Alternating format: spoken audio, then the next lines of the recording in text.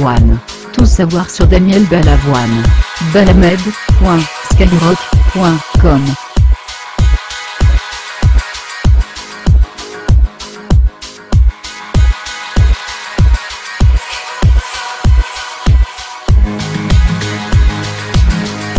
Votre cas, Michel Sardou, merci d'être aujourd'hui avec nous. Nous avions rendez-vous à Avoriaz. Vous y êtes toujours. Nous n'allons pas parler du film fantastique aujourd'hui, malgré nos prévisions, mais de ce Paris-Dakar. Ce besoin d'aventure, c'est ce que vous aviez ressenti l'année dernière en y participant? Tout à fait, tout à fait. C'est exactement ce que dit Daniel. C'était un besoin nécessaire. C'est vrai que le besoin d'aventure maintenant se ressent, on le voit avec le succès de cette course et d'autres choses, et ça nous sortait de nous-mêmes, ça nous faisait beaucoup de bien, ça nous faisait rencontrer des choses qu'on ne voit jamais dans notre métier ou qu'on survole comme ça. C'est payer cher l'aventure, c'est payer cher son gros cœur, parce que Thierry et Daniel avaient un cœur comme ça. Alors évidemment c'est dramatique, je pense qu'il y a beaucoup de gens qui vont remettre en cause ce désir d'aventure, qui vont dire que c'est de la folie, qui vont dire à quoi bon. Moi je trouve que c'était nécessaire, c'est un accident atroce, mais je trouve que c'est un besoin qu'on ressent tous, que tous les Français que j'avais vus sur la route, moi en descendant pour aller à Sète avec ma voiture, étaient là, nous enviaient, ça faisait rêver ceux qui restaient, ça fait rêver ceux qui vont partir, je le souhaite encore à nouveau, parce que je souhaite que ça ne s'arrête pas, je souhaite que l'aventure continue, parce que c'est un besoin. J'ai pas grand chose à ajouter sur ce qu'a dit Daniel, c'est exactement ce qu'on pensait tous, et je suis très triste, très.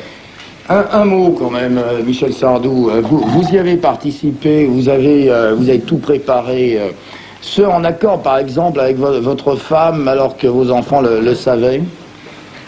Oui, j'ai toujours fait ça en accord, mais mes enfants étaient passionnés par la course, et ma femme aussi. On était tous d'accord pour le faire. Quand je suis parti, je l'ai fait 2 fois. Les 2 fois, tout le monde était ravi. Bon, bien sûr, les gens me disaient, vous savez, c'est toujours un peu délicat dans notre métier quand on fait ce genre d'entreprise, parce qu'on dit à quoi bon est-ce que vous voulez vous faire de la pub. Ils n'arrivent pas à croire qu'on veut se faire plaisir, tout simplement, qu'on veut s'épater nous-mêmes. Alors, j'avais dit à ma femme, j'ai envie de voir si je tiendrai le coup, si je vais me surpasser un petit peu, pas beaucoup, un petit peu. Et j'y étais arrivé. J'ai jamais eu la chance d'aller jusqu'au bout avec ma voiture, mais ce que j'ai fait, je le regrette pas. Et si c'est à refaire, je le referai avec un immense bonheur, parce que j'ai rencontré des hommes et des femmes formidables sur le Dakar, de tous les métiers, de tous les horizons. Il y a une passion qui se perd dans la vie de tous les jours, qu'on ne rencontre pas dans la vie parisienne, par exemple. Il y a une solidarité, il y a une concurrence en même temps, c'est indéfinissable. Mais c'est quelque chose qui vaut la peine d'être vécu.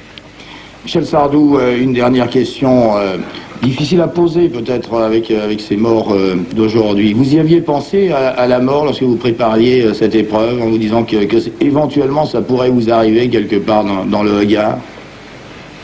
J'y ai pensé, sans y penser vraiment. Je pensais que c'était dangereux, je ne pensais pas que c'était dangereux à ce point-là, à vrai dire, pour vous dire la vérité. Je crois que la première fois, je l'ai fait un peu sur l'inconscience, j'ai découvert, je me suis rendu compte que c'était difficile, mais je n'ai pas pensé à la mort, vraiment. C'est pour ça que je suis très, très étonné de cette année, de cette suite d'accidents qu'il y a eu, je pense à Bakou, je pense à la petite Anctil, je pense à tous ces... Là, il a été très lourd cette année. Je ne pensais pas qu'il pourrait devenir aussi lourd que ça, aussi dur. Michel, quelle est l'image qui vous restera de Thierry Sabine?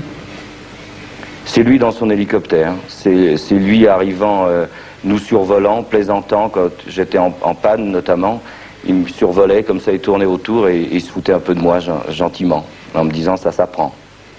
Voilà, l'humour et la passion. Et merci. Merci Michel Sardou pour ce témoignage en direct d'Avoriaz, où vous participez au festival du film dont nous aurons l'occasion de reparler à partir de demain avec Alain Béverini et moi-même sur. Et j'emmerde tous les pouvoirs, d'où qu'ils soient, quelle que soit leur idéologie, et j'emmerde en même temps ceux qui croient que c'est facile de le faire parce qu'ils ont qu'à venir le faire là. Je me retrouve dans cette émission en direct, on me jette la peau de banane sous le pied. Et ce journal était exclusivement et très clairement adressé. Il n'y a jamais eu un jeune ministre de la jeunesse. Il n'y a jamais ce type de...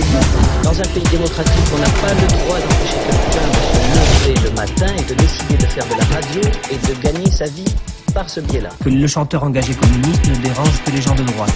Et le chanteur engagé de droite ne dérange que les gens de gauche. Moi, je dérange un peu tout le monde. Tout savoir sur Daniel Balavoine. Balamed.skyrock.com